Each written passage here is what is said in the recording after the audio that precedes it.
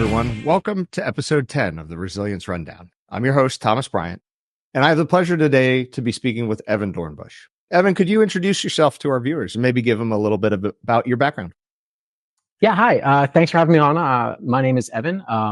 I started my career in the National Security Agency on the offensive side of cyber, and have been involved in the security research space ever since. Awesome. Well, it's really exciting to have you here. It seems like every day we hear about new security events. Not a day goes by, and especially around zero-day vulnerabilities. One of the interesting things that I've been reading about, and I'd love to learn more about from you, is this concept of zero-day broker. And what are they, and what exactly does a zero-day broker do?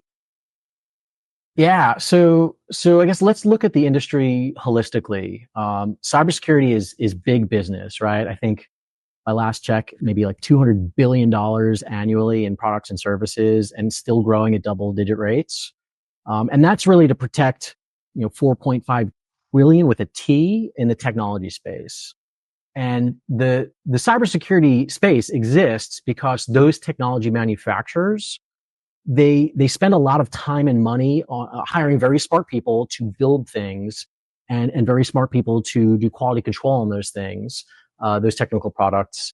And then once released, they spend even more money convincing you that their product is bulletproof and has no security, issues at all. And the reality is that products can be released with risks to privacy, to business operations, to finances, even to livelihoods. And pretending that there are not problems is not a great strategy. Hoping that the eventual breach is not too bad is not a great strategy. And so, in a global world, we have curious minds who just love taking things apart to see how they work. Mm-hmm. And from time to time, they find things that have big impact. And at that point, like, what does someone do? So, what I do, part of what I do is I give those researchers advocacy, like a place to find a home for their research, in a way that hopefully gets them compensated fairly for their time and energy. So, I mean, like researchers, they people that like to take things apart, makers, builders, things like that. Are they all legit? Are some of them black hats, white hats? I mean, like, how do they come in all shapes and sizes and colors? Yeah, I know it's a podcast, but I'm smiling. I'm holding back laughter. I think both of those are pretty loaded terms within the cybersecurity community. So, like, I guess let's start with legit, right? I think you're referring to like legit meaning like law abiding, where in hacker circles, legit means like exceptionally skilled.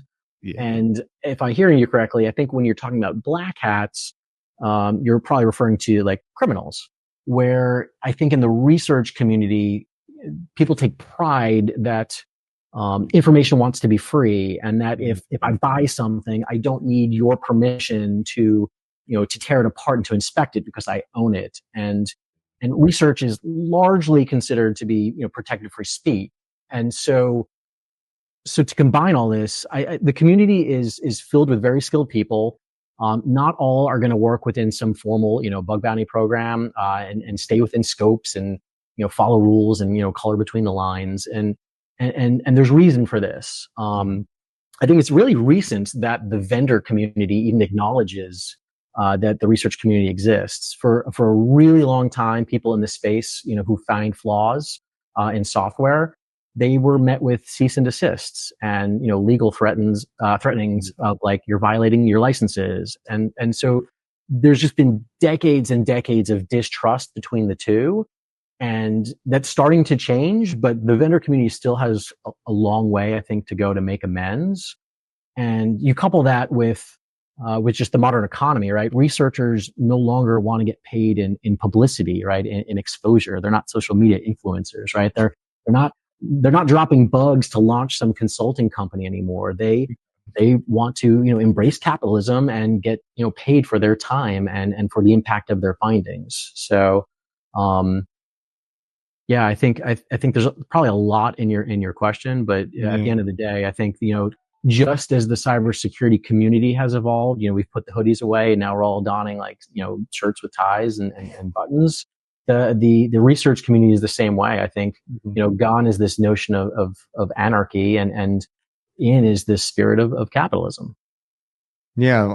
So, I mean, like in that vein, I guess, of like capitalism and such, right? I mean, so how does like one decide, when a vulnerability is something that they want to pass through a process like this and make money? Yeah, that's a really good question. I think the buying community, generally there's three groups, right? Sometimes it's the vendors. That's limited. I think, mostly the large name brands, will work with the research community, but, smaller and mid-sized shops generally don't have the resources or interest even in doing that. So generally your buyer pool is actually even more limited than that. Frankly, it's criminals and governments. The two groups that are most likely to use the bugs. Okay. I can't speak on behalf of criminals. I can't even speak on behalf of the government. Yeah. But the Western world does have a very deliberate process to determine when they're aware of knowledge, what to do with it. Okay. Sometimes they would want to use this technology in some kind of intelligence or military capacity or law enforcement capacity. And other times they would want to, hold on to it, share it with folks to, make sure that, allies and bystanders can't get hit by the same thing. So that process is taken, I think, very seriously. I mean, along that lines, I mean, is there like any sort of statutory limitations on that? Like, so does a government, like if the government, let's say they found a particular vulnerability, are they entitled to just keep it to themselves or do they have to share it with the vendors if they want to use it like offensively or such? Yeah. Again, I think they can do it if they want, right? It kind of depends, right? So there is a process where multiple stakeholders get together and determine, hey, we're aware of this thing. What do we want to do with it, right?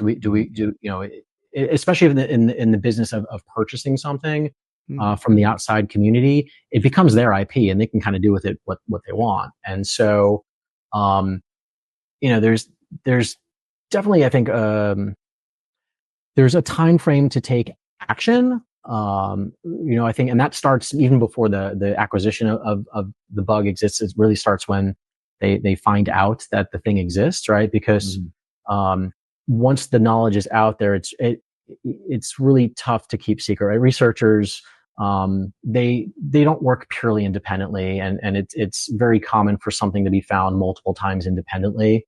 And so at some point, somebody has to make a decision, and usually it's a consortium of folks, but like, what is this thing? What's the impact if it goes, to an adversary versus, to a vendor kind of a thing. And so, there's a lot in that process, right? What's the user base, right? You have this conception that, the world is nothing but iPhones and Windows 11 and like Cisco routers, because those are like the market leaders. But there's a whole bunch of tech that's indigenous to certain parts of the world and not available out of those particular regions. And so you also have to deal with, I think, audience, right? And what is the military focusing on, right? Like, yes, I think, the high-powered decision makers have $1,000 cell phones.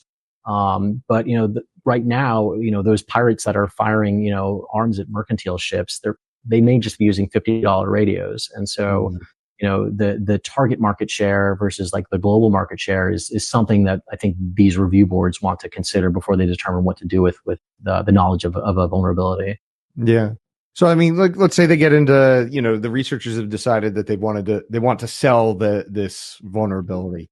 What could you maybe just explain a little bit about that process? Like, is there, lots of people that wind up bidding on this? How does that kind of work? So bidding, all right, that's a really interesting concept. I'm not sure that I've yet seen that level of cooperation and coordination, particularly among governments. But whoever can design that will probably come up with a really good deal of money. I think the overall process is, and again, you don't need a broker. You can do this yourself. In my experience, like the reason why brokering exists is because researchers, they just don't like people, right? They just want to go and dig their face in the computers and do what they do best. And it's a real gift what they have. And so they, I deal with the bureaucracy so they don't have to. Lets them kind of stay on keyboard, so to speak. Yeah. But the process is really simple, right? I'm actually giving a talk about this exact process next week, 6th of August at B-Sides Las Vegas. So if anyone in the audience is going to Hacker Summer Camp and is interested in understanding specifically what that process is, I'm more than happy to share. Oh, that's awesome. Well, great. I know we would try to keep these short and informative, and I've learned a lot. I need to go learn even more because this is actually very fascinating to me, and I'm sure it's fascinating to our listeners. So for those of you that are watching, please do engage with us on social media, things like LinkedIn and X. Evan, if folks want to get a hold of you, are there any preferred platforms as well as next week at the Hacker Camp? Yeah, I think LinkedIn works really fine for me. I'm pretty accessible on that platform. Okay, fantastic. Well, folks, thanks for watching. And again, as always, please let us know what you'd like to hear about more next time on the Resilience Rundown. So leave us a comment and let us know what you'd like to see. And tell us if we're doing a great job too. We always love to hear feedback, good, bad, indifferent. So with that being said, we wish you all a wonderful day, and we'll see you next time on the Resilience Rundown.